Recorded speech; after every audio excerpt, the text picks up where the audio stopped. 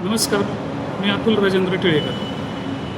आवाज लोकशाहीचा या न्यूज चॅनलच्या माध्यमातून याच्या आधी आपण 2 भाग पाहिलेले आहेत. आज 3ऱ्या भागामध्ये गावचा जो कारभार आहे त्याचा अजून थोडासा खोलावर अभ्यास केल्यावर असं आढळून आलं. सन 2022-23 व 23-24 या 2 वर्षामध्ये ग्रामपंचायत सदस्य यांनी घरपट्टी पाणीपट्टी कर न भरता, महत्त्वाचा मुद्दा आहे, कर न भरता सदस्यपद मिळवलेलं आहे. 2022-23 साली ग्रामपंचायत टिळेकरवाडीची निवडणूक झाली, बिनविरोध झाली म्हणजे काय पट्टी भरणे हा अर्थ होत नाही. जर सदस्यच पट्टी भरत नसेल तर ग्रामस्थांकडं तुम्ही मागणी करताच कशाला त्याची.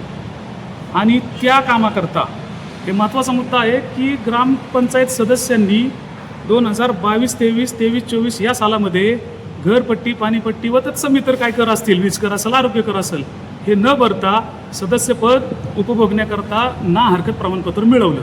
हे प्रमाणपत्र मिळवत असताना तत्कालीन ग्रामसेवक आहेत त्यांना NOC पण देऊन खूप मोठे उपकार केले असंच म्हणता येईल इथं.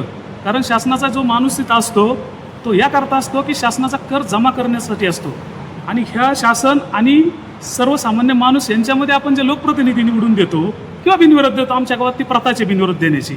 मग बिनविरोध देत असेल तर ह्यांचं काम नाही आहे का की घरपट्टी भरायची, पाणीपट्टी भरायची? त्यांनीच पट्टी भरायची नाही आणि सामान्य जनतेकडून घरपट्टी पाणीपट्टी मागायची आणि तगादा लावायचा, नाहीतर तुम्हाला हा दाखला मिळणार नाही, तो मिळणार नाही. मग याच्यामध्ये ह्या अभ्यासामधून पुन्हा एकदा स्पष्ट झालं की एका ग्रामपंचायत सदस्यांनी घरपट्टी पाणीपट्टी न भरता सुद्धा सदस्यपद मिळवलं. ते मिळवण्याकामी तत्कालीन ग्रामसेवक यांनी त्यांना ना हरकत प्रमाणपत्र दिलं. ना हरकत प्रमाणपत्र देऊन त्यांनी ते पद मिळवून आत्ता पद भूषवतायत. साधारण 3 वर्ष झालं भूषवतायत, पण 2 वर्ष पट्टी भरली नाही. निवडणुकीच्या वेळी पण थकीत होते आणि त्याच्यानंतर 2 वर्ष पण थकीत होते. हे माहिती अधिकारामधून आपल्याला प्राप्त झालेलं आहे. ह्या अनुषंगाने आपण ती तक्रार BDO साहेबांकडे केली की बाबा हे असं चालतं का? तर BDO साहेब काय म्हणले की हे असं चालत नाही आहे म्हणले. सुरुवातीच्या काळात तर चालत नाही म्हणले. त्याच्यानंतर मग म्हणलं मग या 2 व्यक्तींवर कारवाई झाली पाहिजे. मग कारवाई कशाच्या अनुषंगाने झाली पाहिजे याचा बी थोडा शासकीय आपण थोडासा एक स्टडी केला. त्याच्यामध्ये असं आढळून आलं की त्याच्यामध्ये एक शासनाचा GR आहे, शासन परिपत्रक क्रमांक VPM 253. या अनुषंगाने यांच्यावरती ही फौजदारी गुन्हे दाखल होण्याच्या पर्यंतच्या त्याच्यामध्ये तशा तरतुदी आहेत. आणि ग्रामसेवक जे शासकीय अधिकारी आहेत यांच्या निलंबनाची पण कारवाई होण्यापर्यंतच्या तरतुदी त्याच्यामध्ये नमूद आहेत.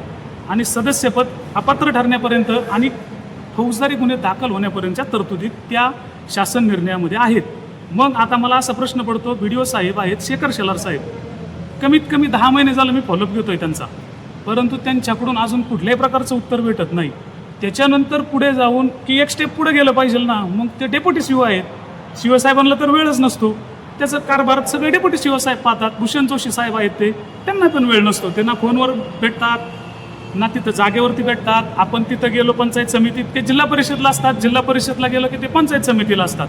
आणि फक्त हा फेऱ्या मारायचा कार्यक्रम त्यांनी चालू ठेवला आहे दोघांनी. असो, मग हे मला असं एक म्हणायचं आहे की मग ह्या भ्रष्टाचार करणाऱ्यांना, पट्टी न भरणाऱ्यांना आज ही 2 व्यक्ती, शासकीय व्यक्ती त्यांना सामील आहेत का, हा मला प्रश्न पडतो. आणि मग जर सामील नसतील तर विहित वेळेत म्हणजेच 21 दिवसात त्यांनी हे प्रकरण निकाली काढणं आवश्यक होतं. 10 महिने लागायची काहीच कारण नव्हती. मग BDO साहेब आहेत त्यांनी हे उत्तर 21 दिवसात देणं अपेक्षित होतं. आज ते कालपर्यंत म्हणतायत की आम्ही अहवाल मागवला आहे. ऑलरेडी अहवाल मागवला आहे. त्यांनी चौकशी अहवालामध्ये स्पष्ट केलेलं आहे की हे थकीत होते आणि ग्रामसेवक पण गिल्टी आहेत, त्यांनी NOC दिली आहे म्हणून. मग आता यांच्यावर कारवाई होणार का? किंवा डेप्युटी CO आणि BDO साहेब आहेत यांच्यावर जिल्हा परिषदचे मुख्य कार्यकारी अधिकारी यांच्यावर शिस्तभंगाची कारवाई करणार का, हा मला प्रश्न पडतो. का हे सगळेच जण ह्या भ्रष्टाचारांना वाचवण्याकरता उत्सुक आहेत किंवा मला असं म्हणायचं की त्यांना त्याच्यामध्येच इंटरेस्ट आहे, सर्वसामान्यांच्या कॉमन मॅनच्या या गोष्टींमध्ये इंटरेस्ट नाही, असं त्याचा अर्थ होतोय का?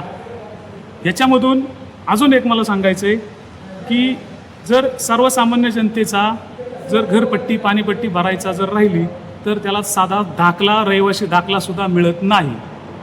मग आज तुम्ही 5 वर्ष बिनविरोध निवडून जाताय, तिथं तुम्हाला कसलाही निवडणुकीला खर्च होत नाही आणि मग तुम्ही पट्टी भरत नाही अजून एक उदाहरण तुम्हाला ताजं सांगतो. सगळेजण बिनविरोध निवडून जात आहेत तिथं ग्रामपंचायतमध्ये, तिथं कुणाचा विरोध नसतो, तुमचा कसलाही खर्च होत नाही, 1 रुपया पण खर्च होत नाही आणि विकास कधीच होणार नाही. मी कुणालाही भ्रष्टाचार करून देणार नाही.